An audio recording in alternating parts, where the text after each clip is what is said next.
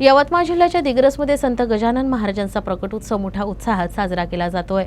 या अंतर्गतच सोनाली दीदी करपे यांच्या शिवपुराण कथेचं आयोजन करण्यात आलं होतं। यावेळी महिला भाविक मोठ्या संख्येने उपस्थित होत्या। यवतमाळ जिल्ह्यातील दिग्रस येथील बाजीराव नगर इथं श्री संत गजानन महाराज यांच्या मंदिरात शिवमहापुराण कथेचं आयोजन करण्यात आलं आहे। या 7 दिवसांच्या शिवपुराण कथेला नागरिकांनी उपस्थित राहण्याचं आवाहन आयोजकांतर्फे करण्यात आलं आहे। लंबा या गावी आम्ही राहतो, तिथे 1100 वर्षापूर्वीचं देवस्थान आहे सद्गुरू कल्याण स्वामी संस्थान।